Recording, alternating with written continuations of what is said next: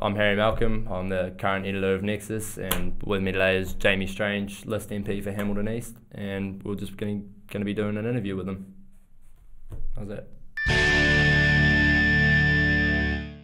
How you going? What's been happening? Good. Yeah.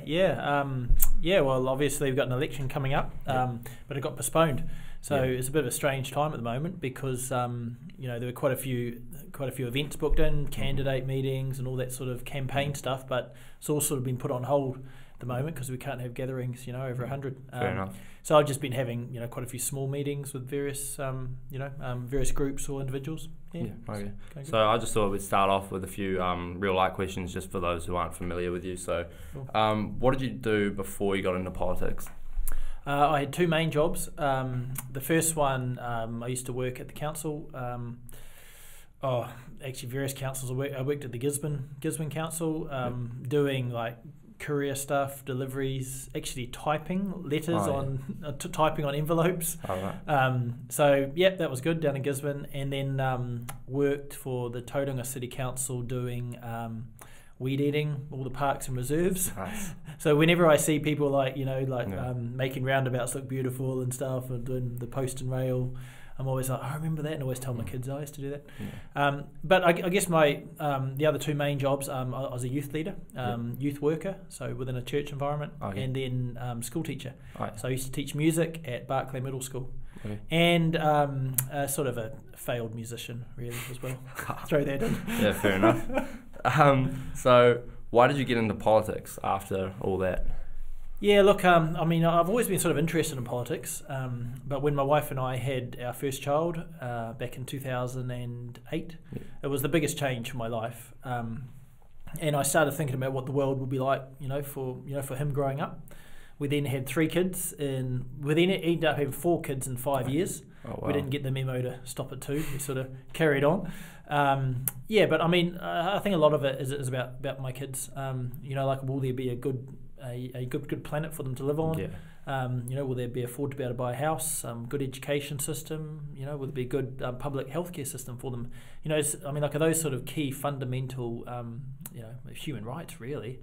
And so that got me really active in terms of me getting involved. To play a role as a leader. And then the other one was around education. I used to be a school teacher, and back in 2012, the previous government were going to get rid of the specialist subjects from intermediates, like music, art, drama, media.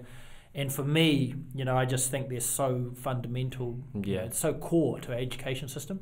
Like music, for example, when I used to teach music, I wasn't just teaching the skills, it was confidence, creativity, cooperation, discipline, all those key life skills. And so for me, I was like, oh my gosh, I can't believe the government's talking about doing that. And so that sort of got me a little bit fired up as well. Oh yeah. So sort of those two things really. Oh, fair. No. What would you say was your biggest achievement since being in office? Biggest achievement have been some of the government investment that I've got for our region. As a member of Parliament based in Hamilton, obviously I lobby government to try and get investment. Fundamentally it's been that investment, and in the areas we're getting a passenger rail service going to Auckland, likely early next year, which would be great. People will be able to go there and back, with Wi-Fi, and be able to work on the way up and back. Also got a business case for rapid rail, 1 hour between the CBDs, so we're sort of working through that. And a couple of other government investments. A really exciting one is the Waikato Regional Theatre, which is a $73 million state-of-the-art brand new theatre in Hamilton CBD.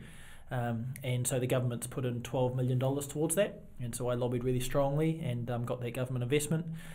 Got government investment for green jobs, which is great, for housing, education, whole other range of areas, but certainly those two, and in terms of the train and the theatre, those are things that will make a real tangible difference for people around here. Cool. Yeah. So what would you say Labor's biggest achievement is, particularly since you've been in government, the party as a whole? Well, look, I think our biggest challenge has been COVID, of course, COVID-19. But you'll probably touch on that later. But But I mean, I think the response to COVID, look, it hasn't been perfect. Yeah. You know, but if you look at the state we're in New Zealand, you know, I mean, like we're sitting in the same room. You know, we're not isolated in our own homes. Social distancing, of course, but you know, when you look at New Zealand compared to the rest of the world, where you've got death rates rising quite quickly, and unfortunately we've had 22 people pass away, which is obviously really sad. But compared to some of the other countries, you know, we've done pretty well. You know, but also I guess another big one is what we've done in the environmental space. You know, so we've started the work to make our rivers swimmable again, and you know, we're planting 1 billion trees. We've phased out single-use plastic bags, and we're doing more work around plastic. And the really big one is around climate change. You know, we've put our country on course to be carbon neutral by 2050. Now, who knows? We may even get there earlier, but definitely by 2050, you know, there'll be no fossil fuels, and we'll basically be carbon neutral in New Zealand. So certainly really proud of that stuff in particular. Yeah, that sounds real good actually. So how was being in Parliament different from your expectations going in? Because obviously you came from a teaching background. It's probably pretty unfamiliar to you, pretty unfamiliar territory at the beginning, wouldn't it be? Yeah, oh certainly. I mean, like any new job, you know, it takes you a while to get used to. But look, I am pretty fortunate that the Waikato region is growing pretty quickly. You know, there's lots of exciting stuff happening here. There's lots of opportunities. So for me, it's really just been you know, linking myself in, you know, with some of those exciting things happening and adding value. Yeah, so basically, I see myself as a leader for our region. Really, the voice of our region down there in Parliament. I mean, like, you know, we've just opened the expressway between Hamilton and Auckland, which was a 20-year project spanning 3 governments. Our latest government has put in around $1 billion towards that. Right. And that's basically linking Hamilton and Auckland. Not to mention you get to miss Huntly out. So. Well, yeah. A good opportunity for Huntly, you know, to rebrand, you know, to grow. And I think Huntly and Nguruwahia will both really do well over the next few years. Okay. Yeah, but I mean, like things like that. Yeah, it's, you know, it's been a great opportunity. One of the big challenges though has been time away from family. So sort of Tuesday to Thursday, I'm down in Wellington, and that can be quite tough, you know, because I mean, I'll obviously you know, FaceTime my family quite regularly, but you know, when they're back here and you know I'm down there, you know, it's just it is difficult at times. Yeah, but you know, it's a small price to pay. But you know, when I'm back here, I'd obviously make the most of it in terms of, you know, often take my kids along to events I'm going to or various things. So yeah. Cool. What do you think that the key issues? What do you think are the key issues that New Zealand will focus on in this election? I think COVID will be number one. I mean, as I've said, you know, it's well, you know, it's the biggest issue that the world is facing, basically. I mean, and I say that, you know, notwithstanding the aspect around climate change, you know, which is overall the biggest issue in my opinion. Yeah. But COVID is certainly the biggest current one. So people will, I mean, I think that when people go to vote, they will, you know, they will look at the leadership of Jacinda Ardern, who studied here, by the way, at Waikato University. You know, so they will look at Jacinda's leadership through COVID, also through some of the other challenges, you know, the likes of the mosque, you know, the mosque attack, and Whakaari White Island. They'll look at how the government's done over the 3 years, but they'll particularly look at, you know, how she's led us over the past, or particularly this year in terms of COVID. And look, if people think that generally the government's done a good job on that in terms of keeping us safe, and then in terms of as we start to rebuild the economy, and they want that stability, then I think people will vote for Jacinda. If people feel like she hasn't done a good job, or they want her out, and they, you know, and they want to change, they want a completely different way of looking at things, then obviously they'll look at look at some of the opposition parties. I think that's number one. And then I touched on it before, you know, which is around the economic recovery. Yeah.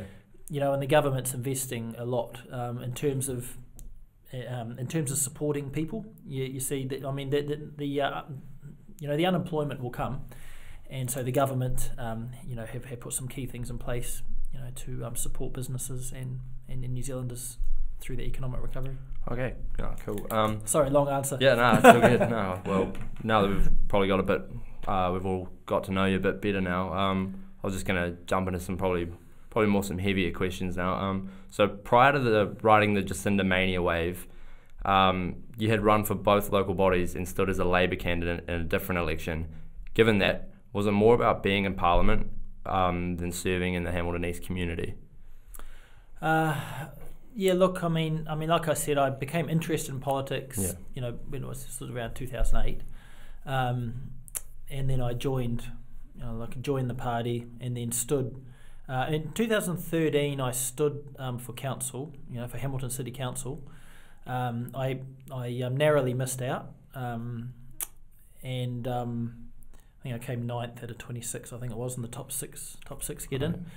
Yeah, and look, I mean, like that was a gain, about being a leader in our society, bringing some of those, some of those key values around putting people first and all that sort of stuff. Then in 2014, I wanted to stand in Hamilton East, so I went for the Hamilton East nomination. The Labour Party, the local members, they chose someone else. And so at that point, I said, well, look, that's fine. I'll stand in another seat. And it was obviously the Taupo seat you alluded to, which is a very blue seat, very national seat. And so it's a seat I was never going to win. Yeah. But I stood there, really just to show the party that I'm committed, to the values of the Labour Party, and, willing to put in the hard yards, and to show them that I'm, sort of a reliable candidate, really. Yep. And then 2017, stood for Hamilton East and got the nomination, and then obviously got in on the list. Fair, yeah, that's sounds good. So you just mentioned that you were wanted to uphold the values of the Labour Party. You've been known to go against party values and key divisive issues. So I just want to go through them one by one and let you justify why you voted against those party values. Number one, there's the euthanasia bill of 2019. You voted no. Could you just explain why you voted no? Yeah, sure. So the first one is in terms of euthanasia. It's not a Labour Party. There's no Labour Party policy on euthanasia. So the bill was put forward by, as you know, David Seymour, from the ACT Party, and it was a conscience vote. So basically, every MP can vote the way they want. So there's no pressure from Jacinda or any of the party leadership to vote a certain way. So for euthanasia, 1/3 of the Labour Party MPs voted against it, and then 2/3 voted for it. So slightly more voted for it, but yeah, it's there's no Labour Party policy on it. So for me, in terms of the euthanasia, look, I understand the arguments around the fact that if someone's at the end of their life, particularly if they're an older person, they've lived a good long life, they just want to go. They're in a bit of pain and they're just like, look, I've done my dash, let me go. It's very difficult for people to argue against that. It was like, okay, well, sure, off you go, sort of thing. But that's a very simplistic way of looking at it, in my opinion. Because there are quite a few factors that I think need to be considered when people, like yourselves and others, vote in the referendum this year. And some of those key factors, and they influence the reason I voted. I voted against it, and I'll just outline a couple of them. So, the first one is that the doctors don't always get the diagnosis right. Doctors are humans just like the rest of us. And I spoke to a teenage girl whose father died of a brain tumour. Now when she was born, she was only a few months old, and her dad got the diagnosis, and the doctor said, look, you're going to die in the next 3 months, unfortunately, and it's just the way it is. So say, and all of that. He defied the doctors, so the doctors got it wrong. He lived for another 5 years. Then the tumour came back, and they said, oh, look, this is definitely it. It's over for you. He lived for another 5 years after that. And so this girl I was talking to, she said, look, the doctors got it wrong twice. My father lived for 10 years more than the doctors thought. if he had been euthanized, then I would have never had that 10 years with my father. And she as a daughter, she used to dress up as a nurse and look after him, and there's always that that the real sort of close bond. And she said, look, if my mum and dad had decided to be euthanized, I don't know how I would have forgiven them, because I would have missed all of that. Yeah. So there's aspects like that. The doctors don't always get it right. The second one is the fact that as humans, I feel like in today's society we feel like we should be able to control everything that happens, but the reality is we can't.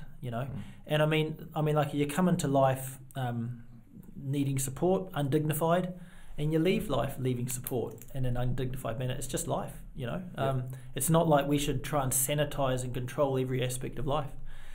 And then the third one is the fact that I am concerned about the potential for family coercion. So someone's at the end of their life and they feel like they're a burden on their family, and so they just choose to go. Whereas the family's like, well, you're not a burden. You're us. We'll look after you. Like that sort of thing. And also, I mean, not many families would do this, but the odd family could, like a wanton inheritance or something, or sort of have some ulterior negative motives. Okay. And then that person would feel pressure, and so look, there's just a few red flags for me. So for you, it's more of it's not really a black and white issue for you. It's real grey for you. Oh, look, I mean, it's, the fact. I mean, I understand both arguments. Yeah. But the concerns and the potential, for the misuse of it, for me, that outweighs the benefits that someone might get by having the choice to take their own life. Okay. And also that, they don't have to consult with their family either. They can just go. Yeah. And family members, particularly if they feel like they're a burden, so it's just more complex than I think people think at times. So I just hope people give it a really good thought around some of those potential risks as well. Okay, no, that seems fair. Could you justify your vote on the abortion bill of this year, and because you voted no? Yeah, yep. So look, I support abortion moving. I see abortion more of a health issue than a crimes issue. Yeah. So I absolutely agree with the legislation on that. Again, this was a conscience vote. So you had, I think it was about a quarter of Labour MPs voted against it and 3/4 for it. So there was a mix across the party. So basically, I do see abortion as a health issue rather than a crimes issue. So the legislation moved it out of the Crimes Act, and I did support that part. But what I didn't support is that it liberalised it. Yeah. So it made it a lot more accessible. Now, look, I tread carefully because, this is a woman's body and it's a child. There was also a man involved though as well. So there's basically 2 adults and 1 child involved in this decision. And I know that people don't make these decisions lightly. It's a very challenging environment. The concern for me was that I was concerned that that the legislation liberalised it a bit too much. Yeah. For me, back in I was born in 76, so back in 1975, my mother was pregnant with me. She was 19. She had been in a relationship with my dad, and they'd broken up. So she was a single woman, pregnant. I suppose it was much more of a big deal in those days. Oh, certainly, really big deal. Not married. And the doctor said to her, well, look, Nolene, we can get you across to Australia so you can have an abortion in Australia. So the doctor actively encouraged her to go and have an abortion. She spoke with her sister and her workmate, and both her sister and her workmate said, look, if you have the baby, we will adopt the baby. Wow. And it gave her that sense of comfort that, oh, look, I'm not on my own here. I've got support.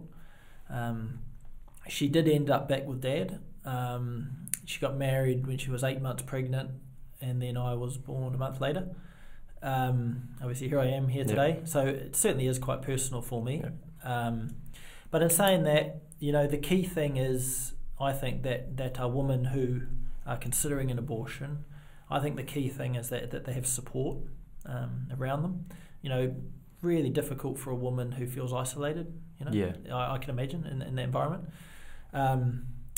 Yeah, but look, I mean, there's lots of aspects to abortion, just as there is to the euthanasia, and I acknowledge that everyone's got their own views, and my view is just one person, and so people, people will form their own views on these issues, but those would you say that your religion had an effect on your stance on those two issues? Because obviously you're a Christian guy. Yeah, I'd say it did a bit. In terms of the euthanasia one, it's probably the sanctity of human life, and the aspect there is the fact that, because I believe in God, I believe that God, has a plan, has a purpose and a destiny for each one of us, and that, He effectively decides when your time is up. Okay. And so, there is a spiritual aspect to it, but notwithstanding the fact of some of those safeguards, which don't have anything to do with an aspect of religion or philosophy, some of those concerns, those practical concerns. Okay. And then on the abortion one, look, I mean, probably a little bit, but for me, it's really about I want to see, as much support as possible, for women who are considering an abortion. And if we can give them that support, that they need, and I mean they still may choose to have an abortion, but I'm just hoping that there's greater support mechanisms there, and also on the other one as well, around the palliative care as well, in terms of support for people, we can do better there too. So, given that there's some weight of religion has been put on those two stances that you've had on euthanasia and abortion, there's a little bit of you've obviously let religion affect your decision on those a little bit. So, a little bit. What would you say? Can we ask what your views on gay marriages and the role of priest in performing those ceremonies? Yeah, well, gay marriage. A gay marriage is obviously passed into law. Yep. Now, I wasn't in Parliament when the vote went through. Yeah, so. But what is your personal stance on gay marriage and obviously the role of priests in their marriage and performing that ceremony? Yeah. Well, look, I mean, I think that if people are gay and they want to get married, then under the current law they can. So that's I don't have a problem with that. Yep. In terms of priests, maybe correct me around the law, but I believe they can opt out. Yeah, I think that's the law right now. They don't have to if they don't want to. Yeah, and I think that's fine. Okay. I think that there's enough marriage celebrants out there, or priests or pastors that people can find someone to. But would you not want to give the same freedoms to a normal heterosexual couple as a homosexual couple? Oh, you mean in terms of having anyone do the celebrant work? Yeah. Well, look, you would have to balance that up with forcing someone to do something who doesn't want to do it. And I mean, if you're getting married, would you want a celebrant doing it, being coerced? Doing it half-heartedly. I think from a practical point of view, I think that would have its own challenges. Fair enough. And just the last one, we just want your opinion on, you've previously stated in Nexus that you were against the decriminalisation of marijuana. I was wondering if you could just touch on that too. Yeah. So look, on the obviously it's a referendum coming up, and so I'll be as interested as anyone to see how the referendum goes around the legalisation of marijuana. In terms of medicinal use of marijuana for pain relief in particular, I fully support that. And actually, from a personal point of view, I even support it going further than it currently goes in terms of medicinal, because at the moment it's just, I believe, end of life. It's not chronic pain. So, not a party view, but my personal view would be I'd be open to that being liberalised a bit more, moving into the chronic pain area. Yep. And I actually voted for a bill Chloe Schwalbert, who's she's a good friend of mine with the Green Party. She put a bill forward where people if they get a certificate from the doctor, they can grow their own plants at their house for pain relief. And in terms of marijuana, I voted for that bill. Yep. I supported it. Unfortunately, it didn't pass into law. Didn't have the numbers. Yep. So that's the first thing around marijuana is in terms of I think it is useful around that aspect, around the pain relief. I've talked to quite a few people who have used it for pain relief, and it works really well. In terms of legalising it for recreational use. For recreational use, yeah. Look, I'm probably leaning towards no to that one, and the reason there would be because of the fact that the research that I've seen has shown me that as the brain's developing, particularly in terms of teenagers and early 20s, that if you're regularly smoking marijuana, then it can have an effect on your brain development. I mean, the counter argument will be, oh well, people would just use it with moderation and all that sort of stuff. But that's a bit of a potential concern for me.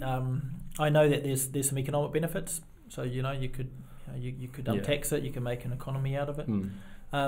I think it's good that there's examples overseas where people can have a look and see how it's been used in other countries.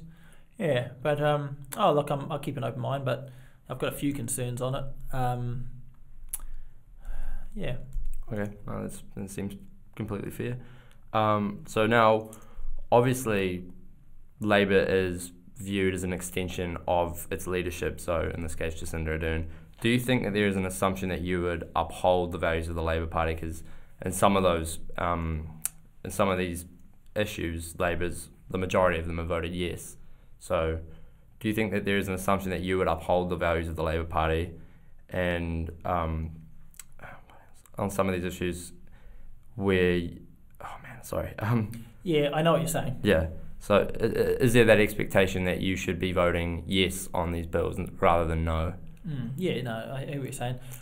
So I mean, because those two bills you talk about, like you say, the majority of the Labour Party MPs voted for it. The thing is, on those two issues you raised, in terms of the voting in Parliament there, neither of them, there's a Labour Party policy on that. So certainly for me, absolutely uphold the basic, the fundamental policies of the Labour Party. Always support our Prime Minister. If there's some legislation coming through that I have an issue with, then I'll talk to the ministers or the Prime Minister directly, and we'll do that in private, and I'll share my views. And so I've always voted with the Labour Party on all the legislation. Okay. These two, obviously, they were conscience votes. Yeah. And so that's different. Because with a conscience vote, the Labour Party doesn't have a position. Yeah, that's fair. Well, if they are conscious votes, some people may not know that or follow along with politics in Parliament that closely to realise. So do you think that it could be potentially misleading to the Hamilton East voters who assume that Jacinda Ardern surrounds herself with like-minded MPs who will vote for those more liberal aspects of those values, those issues? Sorry, not values. Oh look, possibly. But the thing is that I guess it depends how important these two issues are to people. Look, just to answer your question, some people will vote on one issue. When they go to the booth, they'll be whether it's euthanasia or whether it's abortion, and some people will vote for me because of my stance on that. Some people will not vote for me because of my stance on that. But I think the majority of the people look at the whole, the health, education, housing, employment, the economy, COVID. They'll look at the whole picture and generally vote in terms of the whole picture. Right. And then quite a few people will vote for the Labour Party because they really like Jacinda and her leadership. Okay. Yeah. So you're one of the few members of the Labour Party that has dropped places on the list. What do you think the reasoning is behind that? Because last election you were at 36 and this election you're at 40. So what do you think the reason for that is? Yeah, the reason for that is I'm pretty much at the same position really, but I've actually gone up slightly, about 2 places. So in 2017, those MPs in the Māori electorates, they weren't on the list. Yeah, so the likes of how many? I think we got 7 Māori electorates across the country. Tamati may have been on the list, but definitely 6 of them weren't on the list. This time they are on the list, so they've come in. Yeah. Oh, yeah. So you basically add in 6 or 7. So from 36, that takes me. Let's say it's 6. That takes me down to 42. So I'm actually slightly up. Oh, so you've gone up a couple of places. Yeah. Okay. I've sort of just with the addition of the other MPs. Yeah, okay. who have come back in on the list, who weren't on the list in 2017. Right, as an environmental science major, climate change, I know you've already touched on this, is at the forefront of my concerns. So what's your stance on the climate change issue? Obviously, do you believe, or are you a climate denier? Look, I'm 100%, 100% appreciate that climate change is real. Yep. I believe it's man-made, and I believe that every government and every citizen, needs to do their bit. So I mean, it's still the number one issue we're facing as a country. As a planet, even though COVID is obviously at the forefront of our minds, the underlying issue around climate change, and if we don't deal with that, we don't have a planet, basically. So look, I mean, I'm really proud of what our government have done over the past 3 years in terms of being carbon neutral by 2050, phasing out single-use plastic bags, and doing more work on plastic. That's more and more in terms of the oceans. Phasing out oil and gas in the Taranaki region. Moving more towards electric vehicles and public transport. So I mean, we're 100% committed, to doing our bit. Obviously, you've done all that, and you've invested in the renewables and the electrics, and you've passed the zero carbon bill. So, how does your party plan to further fight against climate change in New Zealand, especially like post this election? What are your plans? Yeah, well, look, I mean, there's a few things. One is transport. Yeah. And so, in terms of transport, really prioritising public transport. So I mentioned the train to Auckland, getting going soon. My wife works on the regional council, so we're working with councils around bus services. We're incentivising electric vehicles, car share, the likes of Loop, walking and cycling. Yeah. So we've just invested 13 million in a cycleway between Hamilton and Cambridge. Yeah. So that Te Awa cycle lane will be continued. Working with council around making cycling even more accessible. Yeah. Because I think that Hamilton, it's a flat city. We've got the potential to be the most cycle-friendly city in New Zealand, like hands down. Some of it we need to retrofit, but certainly in the new greenfield areas, the likes of Peacock, which the government supported, putting public transport, walking, cycling at the core.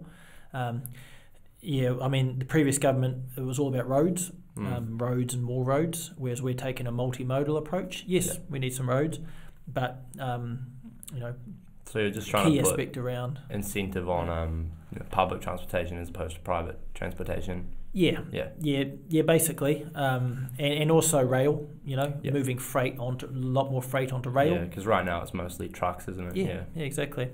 And I mean, it is cost effective, because the trucks are causing damage to our roads. So transport. The other one is around energy, so moving more, even closer to being 100% renewable energy. I think we'll get there soon. Cool. I know we've got a few targets on that, and we're already over 90%. Most of it's hydro, of course. Certainly working on that, phasing out the oil and gas like we've done. And then the other big one is around agricultural sector. Yeah. So we're working with the agricultural sector around getting their emissions down. So look, we've been very active on climate change. It is the number one issue we're facing. That's good. So some of those questions, obviously, they've been a bit heavy, pretty hard. That's right. So we're just going to ask you some of the lighter things just for the video version. So what was the last book you read? Oh, the last book I read, The Economist, is the last magazine. Okay. What's your... sorry. In terms of book, yeah, I mean, I read The Economist regularly. In terms of book, would be John Maxwell, a leadership book. Yeah, I'm a bit of a student of leadership, so I enjoy reading John Maxwell's books. Favourite movie? Oh, heck, School of Rock. School of Rock. Jack Black. Yeah, I've seen it. I actually watched it for the first time the other day. Did you? Yeah. I love School of Rock. Yeah, so what's your favourite thing about Hamilton? Oh, favourite thing about Hamilton is that it's a great place to live, great place to raise a family. Everything is here. Yeah. And it's growing really quickly. Heaps of exciting developments just around the corner. Okay. So it's just a great place to live, and I think Hamilton will be the second biggest city in New Zealand in 30 years. Oh, cool. Yeah. So what's your favourite hobby outside of work? Oh, I like sports really. Play football and I play golf. Yep. And then I play a bit of music, but I sort of haven't had much time for music lately. Mainly sports. And how important to you is pen quality in the selection? Oh, pen quality. Well, look, I spent a lot of time, effort, energy, and money on these pens, so hopefully people appreciate them. So when you first started campaigning, you acknowledged that you needed to up your pen game. So now we've got here the standard red Jamie Strange pen that many students have become familiar with at Waikato. However, the consensus is that David Bennett has crafted a far better pen. Oh. So looking at these two pens, can you honestly say that you've created a superior pen to your rival? Well, I think mine's a lot. It's a nicer shape, you know. It's a lot sleeker. It's more sleek, and it's I think it's a lot more robust than David's one. So I am surprised, and I think I don't know. I think his one's a bit ugly, isn't it? Don't you think? Yeah, it's fair. It's got that great finger grip though. So if re-elected, can you make the commitment to us right now that you will increase your pen in number 1, quality, number 2, availability, and number 3, durability? I will make the commitment right here that even though I do like this pen, I will meet with a group of students from Waikato University to work out what they want, and then I'll do my best to deliver. Awesome. Okay. So in recent times, we've seen a spotlight cast over the conduct of the Beehive. Some politicians, such as Andrew Falloon, have been ousted. Obviously, you have a reputation of a family man, and it won't surprise you to learn there was very little concern in your background when we went digging. However, there appears to be some incriminating photos of you where it looks like you've engaged in a sexual relationship with a mannequin. Was this before or after you were married? Purely platonic, I promise you. So I should probably explain though. So obviously I used to be in a band. Put out I put out an album called Thanks for Faking It Sometimes. So it was a satirical look at the cliche rock star, hence all the tattoos and the paraphernalia. And most rock stars have plastic-looking girlfriends at times. Oh, fair enough. And so basically that was Kate, and how Kate came into being. So there used to be a shop in Hamilton called Bright Star. It was by the rock shop I used to work. It was like, I don't know what it was, Bright Star. It was like a sort of like a, I don't know, just sold all sorts of upholstery and stuff. So there was a mannequin there, and I bought her, named her Kate Bright Star, put her in my videos, made her famous. And then I actually sold her on Trade Me. Oh. Yeah, I feel a bit bad about it, but fair. I sold her on Trade Me to a truck driver. And so he said, I get a bit lonely and I just want her in there. It was a bit weird. Yeah, fair enough. But I think my wife was happy to see her go though. Yeah. So, I was going to ask you, do you still keep in touch with Kate? No, I don't know if Kate's got a like a social media profile or not. I mean, if she does, I'll be open to reaching out. But like I said, it did make things a bit awkward. My wife was sort of happy to, fair enough, to see her move on. But look, I mean, I wish her all the best. I hope she's doing well. I'm sure she is. Yeah. And just last thing, the one thing that we haven't talked about is the student vote in Hamilton East. So, what separates you from your rival, David Bennett, and why should students specifically vote for you? Well, I used to study here. Yep. I certainly value education, and I mean the Labor Party brought in the first year fees free, and the reason we did that was because we want more people studying, and so I'm certainly really proud of that, and we're bringing in also incentivising the trades as well, so for for a whole range of tertiary areas. Just encouraging people to get into study. Also, look, I'm just a normal person doing my bit, and I think a lot of people have met me, and hopefully they like me and think I'm doing a good job. No, sweet. Well, that's us. All good. Cheers. Thanks.